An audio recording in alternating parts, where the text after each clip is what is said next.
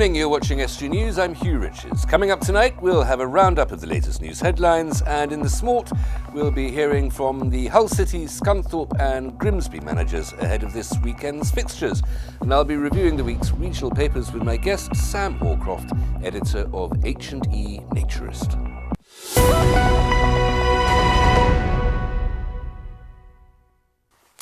A Hull woman jailed for smuggling drugs into Egypt will be freed. 33-year-old Laura Plummer was arrested in October after flying into the country with tramadol and naproxen in her suitcase, she says, for her Egyptian partner. They're popular recreational drugs in Egypt and illegal.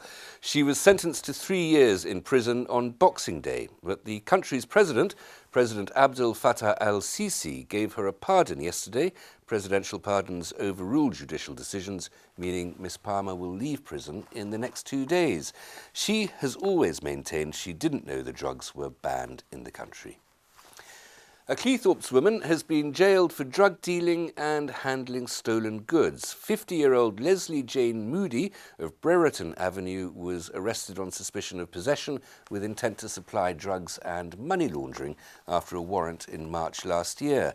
She pleaded guilty at an earlier hearing and was today jailed for 2.5 years. A major road in Hull has been renamed in honour of a rugby legend. Garrison Road has officially become Roger Millward Way after the successful Hull Kingston Rovers player and coach. The name change was marked with a ceremony attended by the leader of Hull City Council, Councillor Stephen Brady, Hull KR Chairman Neil Hudgell and members of Roger's family. Roger Millward Way now runs from Heddon Road roundabout to Marketplace Junction. 9 new signs will identify this stretch of the A63.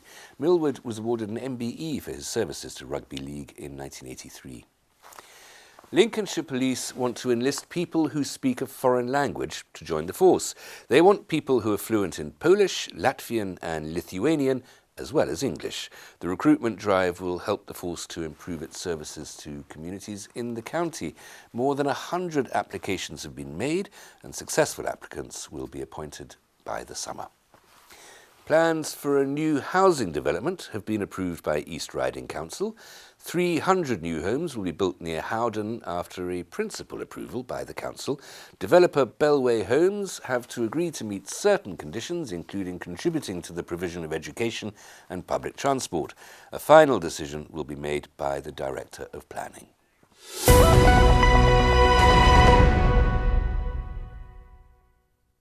Time now to have a look through the week's regional papers with my guest Sam Hawcroft, editor of H&E Naturist and musician. Sam, welcome. Thanks very much for coming in. Thanks for having me again. Tell me a little bit about H&E. What the H&E is Health and Efficiency Health and is Efficiency what it originally Naturist. stood for, and we still kind of carry that on in the title of the magazine now.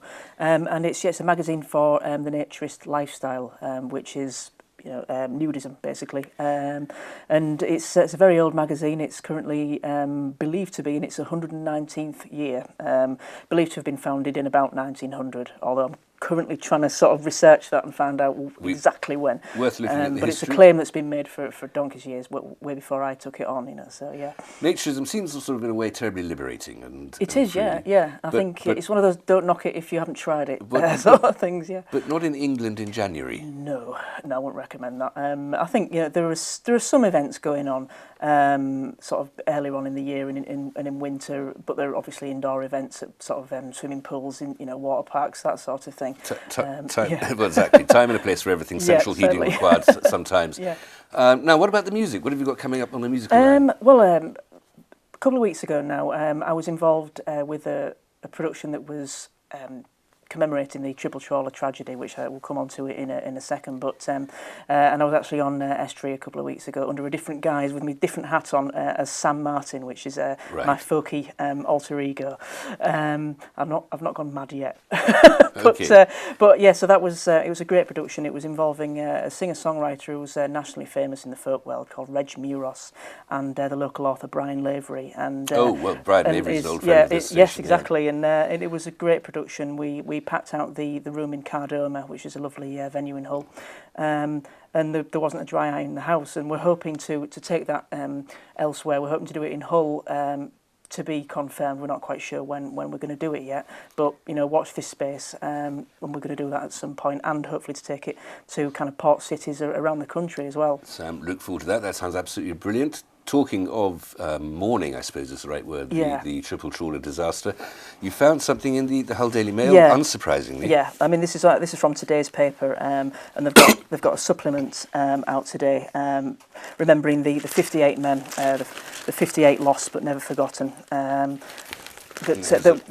were lost in the 3 ships, the Kingston Peridot, the St Romanus and the Ross Cleveland, that 50 years ago about this time were lost, with all hands but one. There was one miraculous tale of survival on the last ship to go down. And this was all within a few weeks, in the first few weeks of 1968. Yes, yeah, I think it was the January the 11th was the sort of date when the first ship was believed to have gone, and it's round about now that the last ship, the Ross Cleveland, went. So there's been sort of services and commemorations throughout this sort of period. And a monument in Hull. Yeah, it's on the corner of Boulevard and Hessel Road, which was the old fishing industry heartland, there's been gatherings there, and there's also the new monument that's on the St Andrew's Quay, which is it's been a long time coming. That I think the fishing families have been looking for somewhere to kind of collect and have a monument to, and because there was 6,000 men left Hull over the period, and didn't come back, which is a statistic that I think still a lot of people are aware about. It's a shocking and a very dangerous activity, going fishing, a very dangerous Absolutely, industry. yeah. It's a slightly more light-hearted one, I think. Yeah. Well, I hope yes, it's a bit more cheerful. Yeah, it is. I think this has been doing the rounds in quite a lot of other regional papers, because it's an East Riding Council story, and it's basically they're asking the public to name their council gritters. It's not new, because I think they've done it in other cities, and I think they're kind of following suit, and this is in the Brid Free Press yesterday. And they've got a couple of their own suggestions: Basil Salty and Brad Grit, which I think are quite cool. Now, this is should clarify that it's not by coincidence that the people doing the gritting happen to have these appropriate names, sort of nominative determinism, I think that's called, when you do what your name is. But this is naming the lorries, as it were. That's right, yeah. Basil Salty, Brad Grit. Oh, we should be able to come up with a few can you pick a better name? And I was listening to Radio Humberside a couple of days ago, and I think somebody came in with Maureen Slipman, which I thought was a great one. Very And I think I've heard of Eddie Blizzard, or Eddie, that's a good one as well. I'm trying to think any other ones. Off the top of my head, I can't, but that is something that people can have I think there was a lot of fun with. A bit of nominative determinism in the story we were doing the other day about the baby's feet prints at Hull Mothers and Children's Hospitals, and one of the nurses was called Nurse Ward. Right, yeah. And I think there's a council guy, I'm sure there is. It might be a Hull one. And I think he was in charge of roads, and he was called John Skidmore. I'm sure really? that is true. I think it's John, but I think that's Hull Council. But again, perfect. I know there have been high court. There have been high court judges called Judge Law, and Lady Justice. This one is a bit frightening in terms. This is horse rider's plea after being thrown across car. You've seen the footage of this accident. Yeah, it's shocking. It really is shocking. I mean, it's not kind of just. We all try and be careful when we're driving past horses. I mean, I live slightly outside of Hull now, in a rural area, and I'm sort of really aware, because there's horses a lot of the time, and you always kind of go down to 10 miles an hour and pay them respect. But this one was, it crashed into the girl and she was injured, and her plea went viral on Facebook, and this is in the Grimsby. I think she's from the Grimsby area. This is Meg Worrell Hart. Yeah. But there was, I think it was CCT footage, wasn't there? Of the crash. It wasn't that the car just went too fast around a horse. No. We all notice, whoever drive in the countryside know to slow down, very dead slow going around a horse. But this fella just carved straight into the back of the poor beast. It's pretty shocking footage, and it kind of it just sort of throws that thing again. Just take extra care. I mean, it kind of raises the debate about whether they should be on the roads, but they have a right to use the roads, and we just need to be a bit more careful and a bit more aware of it. Well, there were horses on the roads long before there were cars. Absolutely, But maybe I'm being a little bit old-fashioned there to say that. A Hull story here, a little bit of a local Hull controversy. Yes. we've not got very long, so I'll try not to rant too much about this one. But go ahead. It's a story about the Allams, who were the owners of Hull City, and it's probably fair to say they're not the most popular people in the city at the moment. Just remind us, one gets so confused. Which sport does Hull City play? They play football. Association football. After a fashion, yeah, they do. But yeah, they do play football, but they're at the bottom or near the bottom of the Championship at the moment, which we're in dire straits at the moment. And for my sins, I'm a pass holder as well, so I've suffered You're considerably. A keen fan. But yeah, this one is a few weeks ago. It's been fairly sort of common knowledge that the owners of Hull City and Hull City Council have not seen eye to eye, very very often for the last few years on various things, and then it kind of came to a head when the Allams took the council sign from the front of the council-owned stadium, and everybody sort of pretty much reacted and said, "Oh, come on, how petty is this really? Cherry pickers there, they must have paid them to do that," and it kind of got to a head. And I think they've had a meeting recently in the last few days, and they've said that positive things have. It's all a bit vague, but they've said positive things have come out of the meeting, and we're hoping to get onto a better footing in the future. But what's the cause of the dispute? I think. It stems allegedly from the fact that the council refused to sell them the stadium some years ago. They were interested in buying the stadium and the land. It's council land, and they've kind of resisted that. And I think ever since then, there's been sort of tensions on along those lines, really. So the football club is paying rent for the stadium. Yeah, but not. I believe it's not. A huge rent. It's one of these sort of arrangements. Too much sports for me, I'm afraid. Yeah. Join me after the break. We'll continue our review of the week's papers, and we'll have somebody who knows what they're talking about with sport when Jack's here to hear from Nigel Adkins, Graham Alexander, and Russell Slade.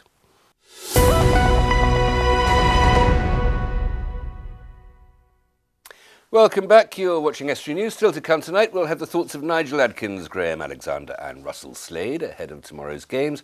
And still with me in the studio, Sam Hawcroft, as we're continuing to look at the regional papers this week. Sam, what's this one? This is something about our diet, Yeah. nagging us about our health. Again, it's the headline kind of caught my eye from the Grimsby Telegraph on Monday. Apparently, we in the Yorkshire and Humberside region, we've spent a third more on booze than we have on fruit and veg. Which I have to say is not a massively shocking statistic, really. It doesn't surprise me, because booze is much more expensive than fruit and veg. Well, exactly, it is, yeah. So there's no implication that we're not eating enough fruit and veg. Probably I spend more on booze and fruit, but I don't know, I'm not too sure. But no, I certainly do. But, I kind of go along with the thing that a can of cider is one every 5 a day, isn't it? Yes, So, absolutely. A glass of claret, as you're washing down your fruit and veg, is itself made out of fruit and veg. It's made out of grapes, so it's fine. But, I think it's possibly a little bit misleading, but I think it's quite an amusing thing. But I suppose it taps into the serious side that education and poor health choices and all that stuff. People aren't eating the right things, there's a whole industry that supports itself by nagging us about our health. Yes, yeah, indeed. And there is a sort of measurement, and it's also a fallacy that affects judgments of the NHS. There's a measurement that the health industry isn't successful until we're all immortal. What is the objective? I mean, when was it? Oh dear, she died. Well, yes, there is no other result. That is the inevitability. So it's how do you measure success and how do you measure failure? Exactly, yeah. Because you sort of think, well, the more people going through the doors that they treat, and it's an interesting one. But I guess, the NHS is under extreme pressure, isn't it? What with kind of obesity and all the rest of it, but. But like you say, I think what with booze being considerably more expensive than a pound of apples, then or is it? I don't know. You got the cheap booze. 4 cans of cheap cider is only a couple of quid from certain places. So, you've done your research, allegedly. Sam. I've heard. A mate told me. So yeah. Then up spake brave Horatius, the keeper of the gate. Death must come to every man, whether soon or late. Absolutely. Here we are, moving on from that poetic. Yes, sorry. We'll do that one because I like a good animal story. I have to say, I always look for the animal story in these, and we've got the headline is a little bit sort of dull for the thing. You're a magazine editor and a sub-editor. I think either of us could we've been saying either of us could have come up something. So the story is about an otter. This gentleman has managed to catch these fantastic shots of otters. He's been sort of staking them out, and he's got kind of camera footage of otters. I mean, they're elusive creatures. And this is at Waithbeck. In the Grimsby area. And it sort of says patience pays off for author it doesn't. I mean, I know there's a picture of an otter, but James Elliott is the photographer. I'd need a bit more time, but and I was kind of thinking, what a lot of patience or something like that. It's probably a bit the sun, but nothing wrong with that. But yeah, I love a good pun, and there's a lot of wrong things about the sun, but they do good puns, I'll have to say. So I kind of let them off on that one. Well, I think that firstly they're fantastic photographs, and obviously at night, and otters are, as you say, elusive, beautiful things. But how wonderful that they're back. That they're coming around into. I know that they've been quite common in Scotland. They survive there very well, but they're coming further south now as well. Yeah, I don't know whether that's to do with the climate or anything. I'm not sure. Well, I think hopefully it's to do with the fact that the environment is more friendly to them, and that we're looking after the place a little bit better, and that I think that's what's happening. There is a greater awareness. I mean, like the plastics issue and stuff. I think possibly we're starting to realise that we've been doing a hell of a lot of damage over the past sort of so many years, and we need to kind of start righting these things. Well, if the top level predators are making themselves known, then that's a sign that the whole ecology is in fairly good shape. Now you've got this. This is more jobs for. It's at Butlins. I just thought it was quite interesting. It was in the Skegness Standard on Wednesday, and there's been a rush on to join Butlins, and one of their reporters went and had a look. And there was more than 100 jobs on offer across 42 different areas in Butlins. And it kind of makes you think that there's probably a lot more to it than you think, really. The beauty therapists and the courtyard team, whatever they do, audio visual, making the beds, and she kind of went along to try out all of that, really. And again, I just found it's quite interesting, really. And I think quite a lot of people would have been applying for those jobs, so it'd be interesting to see who ends up with what. But I think Butlins, what with it being quite a historic thing in Skegness especially. Yeah, exactly, that's the first one. The home of Butlins, isn't it? Yeah. You tempted to be a redcoat, Sam? It would be a bit of a change of career, actually. I'm not sure. You're an entertainer already. Exactly. I don't know whether I've got experience of singing death ballads in folk clubs. Whether that counts, I'm not sure. Maybe might not be a children's holiday ideal. Possibly not. No. Very quickly, this last one. The last one. It's a big issue. Hull Daily Mail. Yeah, Hull Daily Mail. Tuesday, and apparently, the police have been saying that beggars are taking advantage of people's good nature. They're not really homeless, but they're just sitting outside of shops, and they're making up to £100 a day, according to this report. And it's a shame. It's a big issue because people do feel kind of pressured. You see these people who look pretty destitute, sitting outside of shops. You don't want to be unkind. And you don't want to be unkind, a lot Sam, of the time. We're going to have to stop there, I'm afraid. Thank you so much for a brilliant selection of stories. Thank you very much. Here's Jack with the sports news.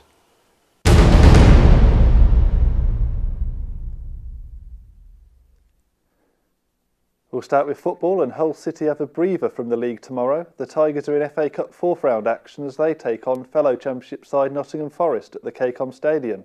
Forest knocked out Arsenal in the previous round, so tomorrow's opponents will pose a difficult test for City. The game will be a welcome distraction for a Hull side that haven't won in the league since the 9th of December against Brentford. The Tigers' last win actually came in the last round of the FA Cup with a 1-0 victory at League One side Blackburn Rovers.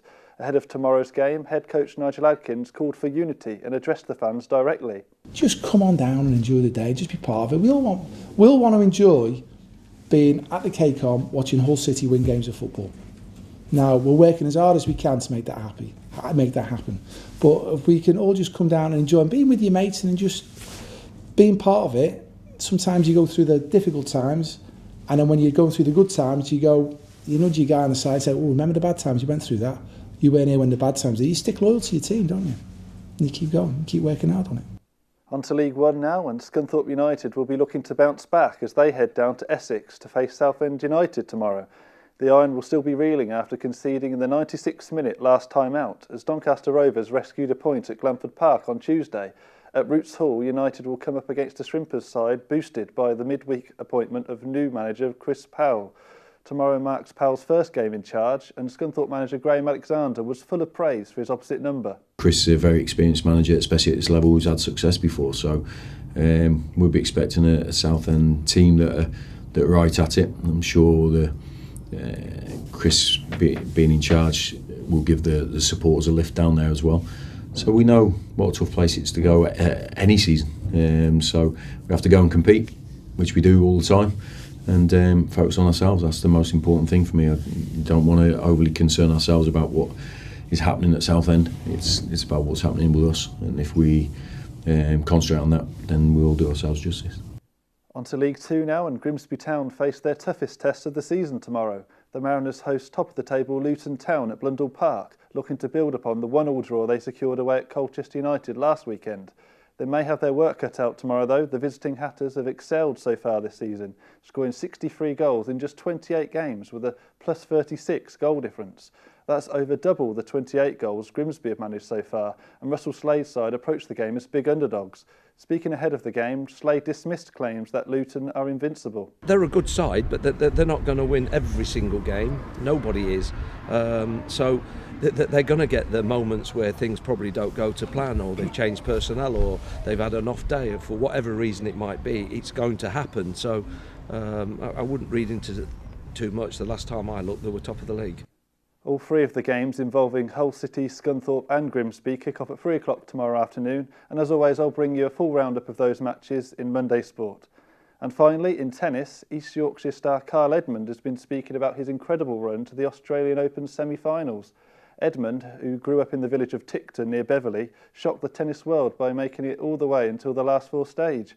His amazing tournament came to an end yesterday as he lost in straight sets to the Croatian and world number 6 Marin Cilic. Edmund posted a message on his Twitter account earlier today. He said, "Thank you Australian Open, what an amazing couple of weeks it's been. Sorry I didn't get the win today, but thank you all for the support. It meant the world to me. Can't wait to see you guys next year." Meanwhile, Edmund's conqueror Cilic will face off against Swiss legend Roger Federer in Sunday's final in Melbourne. And that's all for this week's sport. Back to Hugh in the studio.